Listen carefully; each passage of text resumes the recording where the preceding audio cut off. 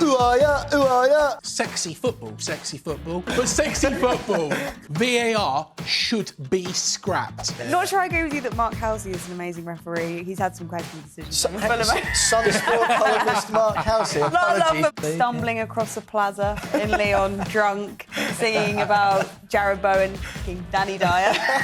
Fun fact about Pascal Chimbonda. Bournemouth are the most irrelevant team ever to play in England's top flight. The One of take is- best-looking men ever. It's such a strong start. Absolutely fell to pieces. It's the But- pressure test. Hello and welcome to episode 6 of The Sun's brand new football show, bringing you a fan-focused look at the beautiful game. I'm Will Pugh. And I'm Izzy Barker, and this is SunSport's TapIn. We are all about the fans on the TapIn. And this week we're joined by a Bournemouth fan who considers Harry Redknapp and Professor Brian Cox as one of his friends after they both featured on his YouTube channel. It's Craig Beazley from UpTheCherries in all departments! I know in Banbury Park, and having grown up in Oldham, it's not a surprise to me that in January the match can't be played. You know I don't do bets, Harry. Come on, have a bet. Put your money where your mouth is, Greg. 20 to 1. Coming up on this week's show, we've got On or Off Target, where Craig gets to rant about football for an entire minute. We'll tackle the biggest stories of the week in What's the Score before kicking off our brand new picture game with the first ever round of Who Are Ya? Who Are Ya? The top or terrible take section follows on before we wrap things up with a chaos game of pressure test, where Craig will put his footy knowledge and ball pumping skills to the test at the same time and try to top our leaderboard. We are delighted to have you on with us, Craig. I feel like Bournemouth have slightly gone under the radar, but how are you feeling about this season? I tell you what, it's been an absolutely fantastic season. It didn't start very well for Andoni Iraola. It seemed to be that we was controlling games. We was passing the ball very well. It was sexy football, so to speak. but sexy football does not win, your games. You can get relegated with sexy football. And I was a little bit worried about that. Craig, I'll be honest, mate, we're like 45 seconds in, you've said sexy football 3 times. I'm loving your energy. I tell you what, that's a new tagline. You can keep that one for free. Listen, Craig, you'll have plenty of time to discuss your beloved Cherries later on. But first, to kick things off on the tap-in, we want to put you on the spot with On or Off Targets. What we're going to do, we're going to set you up in the corner. You have got 60 seconds to give a passionate rant as possible about something you feel really strongly about in football. And basically, the ultimate goal is to convince me and Izzy that we should feel exactly the same way as you do. And once we've decided, once we've heard even what you've got to say, we will tell you whether it's on or off target. VAR should be scrapped. The game beforehand was perfect the way it was. We've had numerous occasions, say for example earlier on in the season, it took 7 whole minutes for a VAR decision to be made, albeit it did go in our favour, but we've had ones go against us as well. We also had the situation, the season we was relegated, where we actually equalised against Burnley and then they pulled it back for a penalty. So we went from 1-1 to 2-0 down. Do keep in mind as well that the refereeing standards have completely plummeted, mainly because of VAR. Referees are scared of making decisions, whereas in the past we had great referees like Mark Halsey and many others as well. So to be honest, VAR just needs to completely be scrapped. Take it back to basics. Hawkeye's absolutely fine, even though that... All I am going to say is I think you are off target simply because I disagree with scrapping it altogether. I agree totally with your point about the atrocious standards of officiating, and it's about proper usage rather than getting rid of it altogether. So it's off target for me, Izzy? Yeah, I'm with you on that. Just slightly off target, because I do think there is a place for VAR in the game, but I feel like you could say anything about VAR and the nation probably will be putty in your hands. Yeah, absolutely. Not sure I agree with you that Mark Halsey is an amazing referee. He's had some questionable decisions. SunSport columnist Mark Halsey. Love for Mark Halsey. Apologies, I think you're an excellent referee. He ended his career making a terrible decision with Fulham Arsenal, but obviously we're not here to discuss Fulham and Arsenal. Basically just holding on to old grudges. Loads of big stories going on in the world of football outside or away from the South Coast. The first one, an issue very much close to my heart that we're going to cover in What's the Score?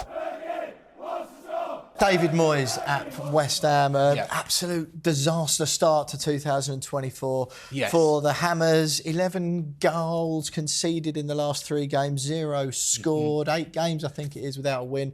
Haven't won since December the 28th. There's pros and cons to the argument. Of course, he won West Ham the Europa Conference League last season. 3rd consecutive season in Europe for the first time in their history. Still 9th in the Premier League. Best ever start to a Premier League campaign this season, yet lots and lots of the West Ham fans are not happy with the perceived pragmatic style of football, and it just seems an odd situation to have a manager who basically, results-wise, is the best West Ham have had in the modern era, almost being so widely disregarded and almost hated by some sections of the fans who want him out ASAP. What do you make of that situation? David Moyes did a fantastic job, you know, winning West Ham that trophy last season. He's done well in the Europa League, and, you know, there is no doubt about that. But we played them recently, and I've got to be honest, they were not good. They were not good. And when you look at their side... Said it twice. 1-1 draw at London Stadium, that was? Yeah, it was a 1-1 draw, but to be honest, we were much the better side. There was a Moyes Out banner unfurled in the away end on the weekend. West Ham lost 2-0 at Nottingham Forest. Like I say, 8 games now without a win. They're out the FA Cup as well. What do you make of that and fans calling quite so openly and publicly for managers to go? Does that sit well with you? To be honest, I've done it myself. And I did it earlier on in the season with Areola. What, a Moyes Out one? No, not a Moyes Out one. Not a Moyes Out one. West Ham have got a really, really, really good side. They've got a side which should be, you know, doing a lot better, being a bit more convincing than they actually are. Moyes has brought you guys a lot of happy memories. So one of my favourite memories is me and you actually at Lyon. Lyon in the away. quarter-final. What was that, 2 years ago? Yeah, the Europa You League, stumbling across the plaza in Lyon, drunk, singing about Jared Bowen, fucking Danny Dyer. Happy memories. This is what David Moyes had to say after that Nottingham Forest game. Look, I'm pretty long in the tooth, you know what happens. I don't think you can ever please everybody. But I think it'd be hard to say that there'd been many better times at West Ham. Now, maybe they want something different, but I think if they're honest, they have to say it's probably been as good a times as they've had at the club regarding winning a trophy, the league positions. But maybe they've had managers who excite them more, possibly. But the one who's sitting here wins more. He's obviously coming out in defence of his own he record. He does that quite a bit. It's interesting that he seems to kind of come out in defence of his position. It sort of feels like he has to, probably. And it feels, I don't know what you think, but lots of people criticising him, for sort of coming out and with such strong words. Do you like to hear that from your manager? Well, or to me, it feels a bit unsustainable I sort of see now. he does need to defend himself, because I was at that Arsenal game reporting, and, you know, fans leaving, streaming out of the exits at half-time. Yeah. You can kind of understand it, but I don't know. What would you think if your fan base did that? Would you leave at half-time if you're 4-0 down? No, I've never done it. And to be honest, I was at that Liverpool game. It was 5-0 at half-time, and it was, wow, of course, 9-0 at full-time. Harrowing experiences for you to relive, by the sounds of it. At that point, leave at half-time. Surely you got better things to do than that. I'd have walked back from Anfield, I think, if West Ham lost 9-0. It did go through my mind. I thought, talking of Liverpool, Izzy, or you're next? Yeah, obviously we have the League Cup final this weekend. Yes. It is Liverpool against Chelsea. Since Liverpool beat Chelsea 4-1 at Anfield, Liverpool kind of been decimated by injuries. Chelsea seems to go on one of those sorts of spells again where they've kind of picked up a bit of form. But just in general, what do you sort of make of the League Cup final this weekend? You know, it's 2 massive clubs again. Yeah. It's been 11 years since a club outside of the Big Six has won the League Cup final. Swansea was that? Yes, Swansea. Yeah. And it's just sort of, what does it kind of mean to you as a fan of Bournemouth, I guess? I would have loved to have been in the final. And of course, we did play Liverpool on, you know, on their route to the They final. knocked you out, didn't they? Yeah, they did. But what do you make of the League Cup in itself? Because, you know, lots of, especially Izzy said there, those stats about the big teams and how they've sort of dominated the competition, yet they seem to be the ones who moan the most about it and the additional fixture congestion. Lots of people would gladly see the back of it. Some would suggest that maybe you just let the teams in Europe sit out for a season, which would give teams, you know, like Fulham, Bournemouth, those teams, Crystal Palace, and just the teams around the bottom half of the Premier League a chance to win it. All right. Would you would you see it scrapped entirely, or a bit of tweaking, or do you think it's fine as it is? I'm not one of these people that thinks, right, okay, let's, you know, ban clubs that are in Europe. Well, not ban, just sort of maybe let them sit out of it, and it opens up, like you say, it would encourage people probably to take it a bit more seriously. Anyway, right, how do you see it going? How do you see the final going? Who's going to win? Liverpool. I think Liverpool have been much the better side. Of course, they are top of the Premier League at the moment. They look very, very good. They've been excellent every time we've played them this season. Chelsea, I didn't think were particularly great. I think they've picked up Chelsea. You know, they are 3 wins on the bounce, isn't it? Yeah. But I think they've still got some way to go. Yeah. To Scoreline? I'm going to go with 2-1 Liverpool. Right, Izzy, I'm really excited about this bit. For no other reason. It is a new game, but the main reason, of course, is that I get to go, ooh, ah, yeah, without being criticised for being rude to our guests on the tap-in, a brand new picture game that we've introduced. What will happen, Craig? You get 30 seconds on the clock. You'll have a blurry picture of a former Premier League star come up on the screen. As the clock goes towards 0, you will get 3 clues. The first one will be the first club they ever played for. Second one will be the last club they ever played for. And the third one will be the club for whom they made the most Premier League appearances. The quicker you get the correct answer, the more points you get. And to be quite honest, this week, no matter how many points you get, you're going to be top of the leaderboard because it's the first time we've ever played it. Does that sound good to you, and do you understand the rules? That does sound good. Bournemouth, top of the league? Yeah, I like that.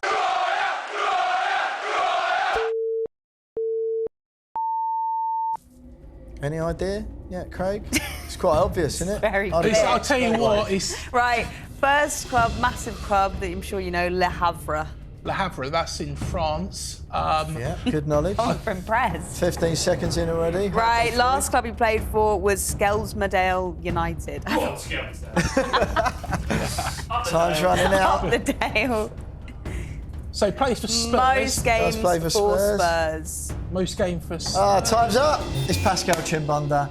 That is 0 points, Craig, unfortunately. Never realised he played for a non-league football team. Yeah, Skelmersdale United, player manager, still there as we Is speak. he? Fun fact about Pascal Chimbonda. He was a manager there, got Oh, sent yes. off, and then in order to be on the touchline for the next game, he registered himself as a player. in Didn't his he sign 40s. himself? Yeah, he did. Yeah. Right, you ready for player 2? Yeah, go for it. Right, you got this, Craig. Oh, this one's much clearer, isn't it? You can tell already. Yes. It's so I'll tell you obvious. what, this is an Right, easy game, first isn't it? club was Leicester Celtic. Have you ever heard of Leicester Celtic? No, never. No? The image is getting much clearer already. I can't believe you haven't got it. Right, last club was Shamrock Rovers. Shamrock Rovers. So he's going to be Irish, Yeah, I reckon. He's getting there. We're getting Danger. Most appearances for Blackburn Rovers. Rovers. I think just go. Damien Time's Duff. up. It's Damien Duff. Unlucky, Craig. Yeah. I said it right at the end. Surely I've got to get that one, haven't I? I'm not giving him Damien Duff. No. All right. Sorry, I'm afraid. fair enough. Afraid I not, came on and Craig. he was like, David. Yeah, the referee's really harsh. That is 0 points. Right. Are you ready for player 3? Yeah, I'm not setting a good score here. Third I mean, time at the moment, go. you've got 0 out of a possible Yeah. 60. It's so not a good benchmark. It isn't the greatest, No. mate. No. Right, okay. Player 3. Right, Are last you Go on, ready? let's do it. Last Let's do chance it. to redeem yourself. Okay. Oh, it's obvious again. That is so easy, clear. aren't they? Any inklings at the First moment, club was Craig? Watford. No? Any idea? It's getting clearer and clearer. It's so No. obvious, isn't it? Last club was Kerala Blasters. Kerala Blasters. That's an Indian club, right? A huge Indian. Yeah. 10 seconds to go, Craig. Pressure's Oh. on. Any Most ideas? praying games for Liverpool. It's getting clearer. Oh, David Time's James. up.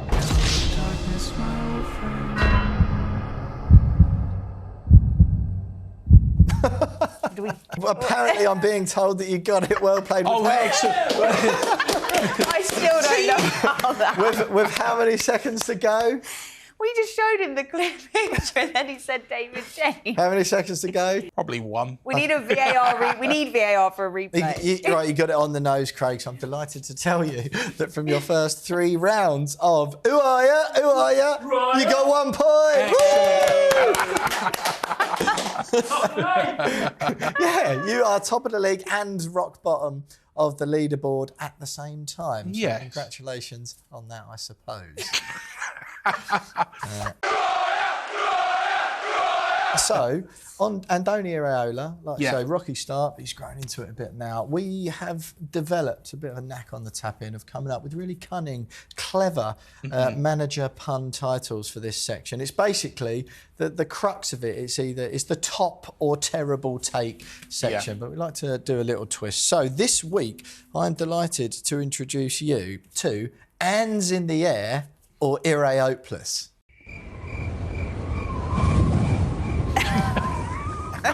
I'll tell you what, these get better and better every week, don't they, Izzy? Yeah, blown away, honestly. Speechless. If you could stop rolling your eyes so loudly, that would be lovely. I like it. It's impressive. What we're going to do, Craig, we're going to give you a little bit of information, a few stats, and then we're going to give you a football take, and it's up to you to tell us whether it's an hands in the air take or it's IRA-OPELESS, okay? Go on. I figure you get it, top or terrible, basically. That's all you've got to do. So, take number 1, right? Dominic Solanke scored 14 Premier League goals in 24 games this season. He's the leading English goal scorer, 1 above Ollie Watkins, 2 above Arsenal's Bukayo Saka, but before this season, he couldn't hit a barn door, let's be honest, with a cricket bat. Never scored more than 6 in a top-flight season, and he's only won 1 England cap way back in 2017. So, the first take for you to tell me whether it's hands in the air or IRA-OPELESS is Dominic Solanke is massively overrated. He will not go to the Euros, and he will never win 10 England caps. IRA-OPELESS. Oh, straight in. Yeah, IRA-OPELESS. Tell us. Why? He does so much more than just score goals. He'll drop back, he'll bring in Kluivert, Billin, Lewis Cook. You know, he is a creative forward. You know, he's around. That's why a lot of teams were after him. There was talk of Eddie going back in for Dominic Eddie Howe at Solanke. Newcastle, yeah. Yeah, I could see it, to be honest. All right, is he getting the Euro squad? There's no reason why he Ollie shouldn't. Watkins, Harry Kane, Jared Bowen, maybe? I think Ollie Watkins probably get on the plane. Yeah. Even I Tony? think Harry Kane. Tony, You reckon Harry Kane might get on? Yeah, I think Harry just Kane about probably get squeeze on. his way Yeah. in. Fair enough. So yes or no for Solanke, because he's got some serious competition there, isn't he? I think he should get in there. I'm going to really annoy you now. I think he should get on the plane ahead of Jared Bowen. Yeah, definitely. you might be No, right. I'm with you on that, yeah. Yeah? All right, calm down. Right, second one. I feel like I'm going to annoy you with this Go one, on, like then. you annoyed Go Will on. with the Jared Bowen comment. But Bournemouth's average attendance is about 11,000. Only Wimbledon has been less, and even Oldham's was higher during their spell. Away fans only get a 600 allocation at your guys' that is. stadium for league games. Only 2 players have ever played for England while at Bournemouth as well. So the statement is, please bear with me, please don't storm off the set. Bournemouth are the most irrelevant team ever to play in England's top flight, and the Premier League is better off without them. That pains me to say that. That's definitely IRA-OPELESS. That's definitely I thought he was going to IRA-OPELESS. say that. Yeah. It would have been a bit weird if he's like, I totally agree, hands in the air. You know, a stadium, doesn't rule where you should be in the Football League. For Izzy's point, that's Oldham's ground. Yeah. That they averaged more than you when they were in the Premier League. Look at that thing. Yeah. It's made of wood. Believe it or not, that's who Professor Brian Cox Yeah, that's Brian Cox's team. Yeah, that's Brian Cox's side. See, Is he there? No, there he is. He's in the Quantum terraces. Universe away. see, I mean, see, look at that. Come on, you've look upset at Brian that. now as That's well. That's the Premier League stadium right there, Craig. I'll tell you what, that's a beautiful Premier League. Honestly. No, to be honest, I am not gonna, sugarcoat it. The stadium does need to be improved. Which, believe it or not, the Ted Shed is actually still temporary. you know, and the ground isn't actually owned. I don't by even us. know what the Ted Shed is. I was just nodding. I mean, yeah. What is the Ted Shed? The Ted Shed. It is basically a temporary stand. Right. So You're not doing your argument much good here, Craig, I must admit. our ground was a three-sided ground. Right, okay. You know, I remember it when it was a three-sided ground. Right. You know, and to be honest, we didn't fill the three sides that we, you know, what we had. But we know that it needs to be improved. I'm not being funny, but I was lucky enough to get an away ticket. They're like gold dust. They are. For all clubs of the Premier League, 600 away fans. You've got to be providing more than that, haven't you, for a Premier League game? Yeah, at the end of the day, that's sort of grounds, though, that make football. You know, that's what makes the Premier League. Do you think Pep likes going there?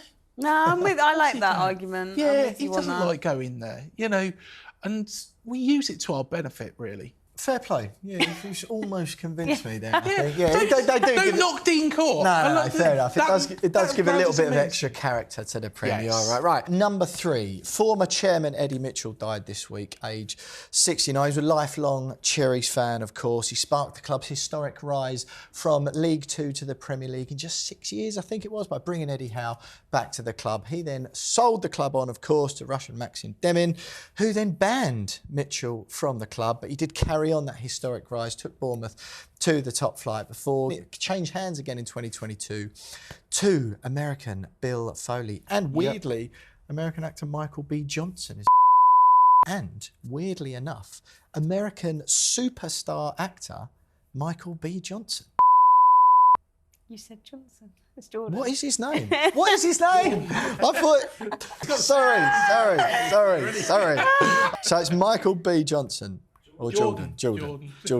And actor, weirdly, superstar actor, Michael B. Jordan holding the reins. So the take best is... looking men ever. Is it really? I'd say so. Oh, he's quite handsome, isn't he? Yeah. BillFoley, I didn't think he'd be your taste. He's not 78. But the take is, the Bournemouth have had the most eclectic bunch of owners in the modern era, and the club's story is more Hollywood than Leicester's. Hands in the air or IRA-OPELESS? Hands in the air. There we go. Definitely. This football club was on minus 17 points in League 2 back in 2008. 6 years from League 2 to the Premier League. Leicester fans will tell you theirs is the greatest story of all time. But that takes a beating from rock bottom of the football pyramid to one of the top teams in the country. I mean, what was that like supporting Bournemouth at that time? It was remarkable. It was absolutely remarkable. Never did I think, you know, I'd see Bournemouth in the Championship, let alone the Premier League. But Eddie got a group of effectively misfits together. Of course, Maxim's hard work as well and investment has led to what we have today, which is a Hollywood superstar at AFC Bournemouth. You know, it even come out on the pitch and I was just like, I had to pinch myself and think, you know, years ago, you know, we had bailiffs at the door, locking, taking stuff out the club shop, and now we've got Michael B. Jordan on the pitch. Amazing stuff. Right, so it is 2-1 to IRA-OPELESS, I think. Yeah. Yes. Got your hands in the air just the one time. Yes. And before we go, we've designed a thrilling little challenge to separate the can from the cannots among our guests to establish once and for all which team's fans really are the greatest of all time. You cannot put pressure on me, no chance. So, are you ready for pressure test on the tap-in? Well, after the picture round, you know... The bar is low. The bar is quite low. The bar is quite low. You've got nothing to lose, it's a free hit. No, exactly. Let's see. Right, Craig, in front of you is a bag of deflated size 3 footballs, a comically small football pump, and all you have to do is pump up as many balls as you can in 45 seconds while telling us as many answers as possible to the question Izzy will ask you when the time starts. You get a combined score, 5 points for every ball you pump up, 1 for every correct answer, and you'll go on our leaderboard then. And we've got 5 people so far. There you go. Look, the deluded gooner at the very top, the man to beat, and you just have to get above Tottenham fan Chris Cowlin if you want to avoid being the basement boy. So, are you ready? Yep. Right, name as many of the players with the first name David to have ever played in the Premier League. David Beckham, David Ginola. Don't lose track. There we are, nearly. 15 seconds gone. 30 seconds ago. David Villa. Keep going, keep going. Have he ever played in the Premier League? But fair play. Oh no, he hasn't, has he? Premier League, David's come on, Craig. David James. There we go, yeah. Oh, sure about that one. 35, you know what? so 10 seconds left. Go, get Come on, pumping. Craig, some Davids, Premier League Davids. One must have played for Bournemouth, surely. 5 seconds Go, to go. go. Oh, he's having a nightmare. Craig's 3, too nice. 2, Oh, 1. It's such a strong start. Absolutely fell to pieces. I feel like you might have broken our needle, but yes, you got 3 correct answers, 2 fully pumped up balls, so that gives you 13 points in total. Well played, Craig. We can tell you right now where that puts you on the leaderboard, but you missed some apps. David Unsworth, David Seaman, David Silver, David Batty, David Dunn, David Louise, David Ginley you got, David Bentley. I mean, there's about 94 of these. It's the pressure test. It is the pressure test. After all. Indeed. You are level on points with Fulham Issues, Harry Durham. We've got no idea. We could have a Fulham, Bournemouth, Scott Parker derby again. Yeah, exactly. A showdown at the end of the season for who goes down. Let's be honest, we'd probably both do better than Scott Parker did, because Scott Parker would still be talking about himself. Exactly. In his cardigan. Yeah, exactly. You cannot put pressure on me. No chance. Right, I think that's everything. Thank you so much, Craig Beazley from UpTheCherries in all departments. Well played, Craig, and thank you to you guys for tuning in. Make sure you subscribe to SunSport's YouTube channel if you don't already. Check out the first 5 episodes of The Tap In, and we'll see you next time. See ya. Woo!